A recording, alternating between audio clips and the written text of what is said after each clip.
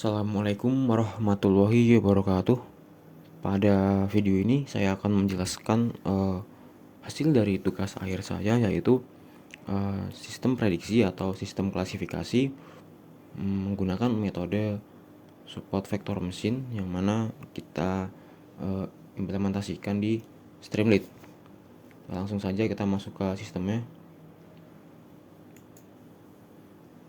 Nah, di sini ada 3 tab. Yang pertama yaitu tab prediksi, yang kedua tab visualisasi, dan yang ketiga ada tab data. Kenapa visualisasi dengan data kosong? Karena kita belum melakukan prediksi sama sekali. Nah, agar data di sini muncul dan visualisasi pun muncul, maka kita harus melakukan prediksi terlebih dahulu. Nah, kita akan coba melakukan prediksi pada data baru. Semisal kita beri nama tes ya atau uji. Untuk status ayah ada 2 pilihan. Di sini kita menggunakan checkbox apakah masih hidup atau sudah meninggal. Ibu pun juga sama, ada statusnya masih hidup atau sudah meninggal. Kita isi masih hidup saja dua-duanya ya. Nah, untuk status kerja ayah ada 2 pilihan juga. Di sini ada bekerja dan tidak bekerja. Status ibu juga sama. Di sini ibu pun ada status kerja dan tidak bekerja. Di sini kita ganti ke tidak bekerja ya. Anggaplah ibunya ini ibu rumah tangga. Untuk tempat tinggal ada 3 opsi, yaitu milik sendiri, ikut saudara, dan kontrak. Di sini kita pilih default aja ya, milik sendiri.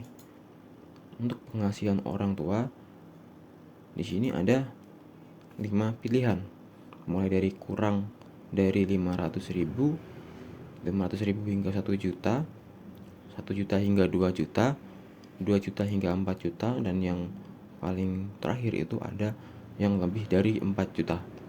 Kita isi yang tengah-tengah aja ya, yang 1 juta sampai 2 juta. Untuk kartu PKH, di sini ada 2 pilihan, isi tidak punya aja. KPS juga sama, kita isi tidak punya. Lalu untuk KKS kita juga isi tidak punya. Nah, untuk dinding rumah di sini ada 2 opsi juga, ada opsi kayu atau tembok. Di sini kita isi tembok. Untuk lantai rumah di sini ada keramik dan tanah. Karena umumnya rumah sekarang memang sudah pakai keramik, kita isi keramik aja ya. Untuk kondisi rumah juga sama, ada di sini beda. Di kondisi rumah kita ada 3 pilihan. Ada baik, rusak ringan, dan rusak berat. Saya rasa ini diisi baik aja. Untuk tanggungan ada 3 pilihan, 1-2 orang, 3-4 orang, dan lebih dari 5 orang. Sini kita isi tengah-tengah aja di 3-4 orang misal. Untuk prestasi ada 4 pilihan, ada tidak pernah mendapatkan prestasi, ini ya tidak pernah, ada juara tingkat kabupaten, ada juara tingkat provinsi, dan juara tingkat nasional. Kita pilih yang kabupaten.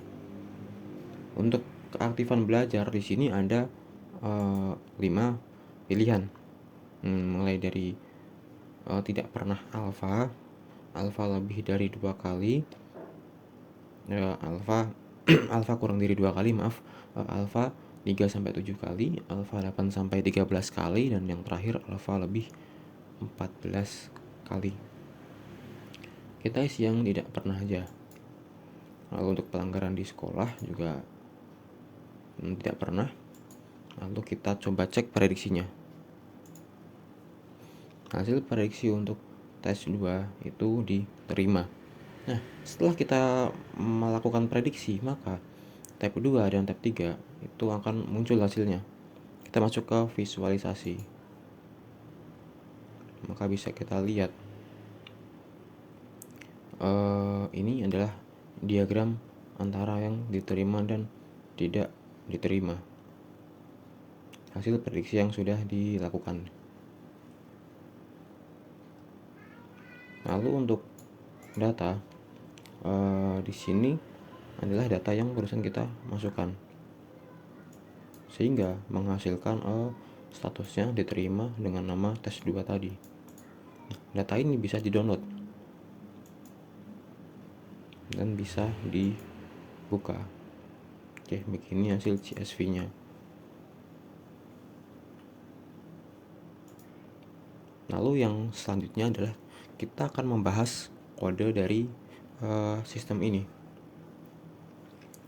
Nah, kita masuk ke Visual Studio Code-nya. Nah, di sini kita mulai import terlebih dahulu library yang kita butuhkan.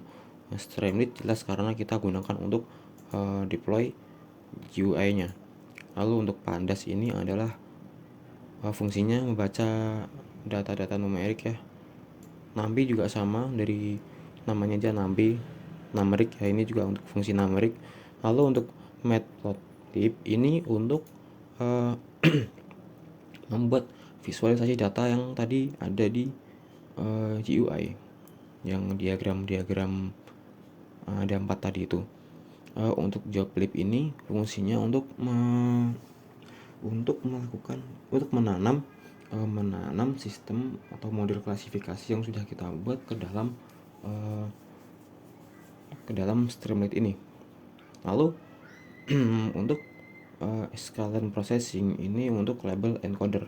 Nah, di sini Joblib seperti yang tadi kita jelaskan itu fungsinya untuk melakukan penanaman model yang sudah kita lakukan. Modelnya adalah model support vector mesin. Lalu ada yang kedua, inisialisasi session state, yang mana ini adalah kode yang berfungsi untuk menyimpan data sementara yang ada di web tadi.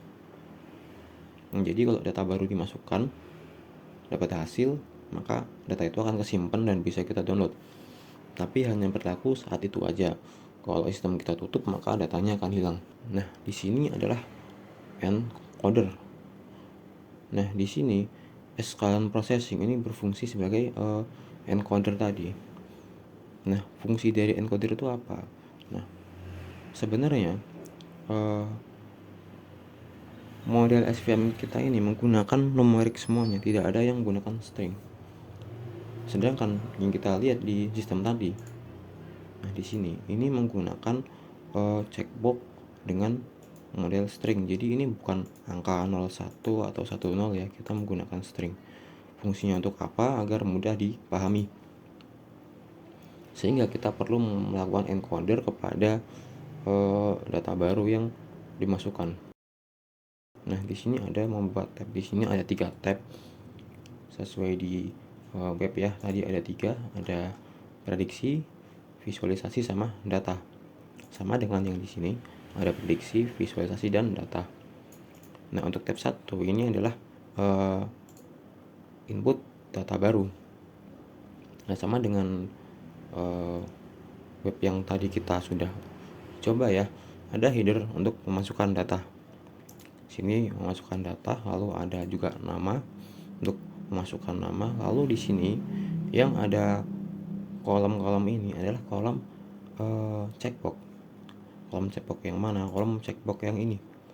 Yang tadi kita sudah isikan data barunya. Sama dengan kolom 2. Kolom 2 pun sebenarnya hanya di kolom yang ini. Jadi yang sebelah kiri ini kolom 1, yang sebelah kanan kolom 2. Nah, ini memasukkan data ke dalam data frame. Nah, di sini Pandas ini library Pandas ini bekerja, yaitu ini ada kodenya PD. Nah, di sini ada tombol prediksi. Saat semua data sudah dimasukkan atau diinput, maka kita bisa melakukan prediksi.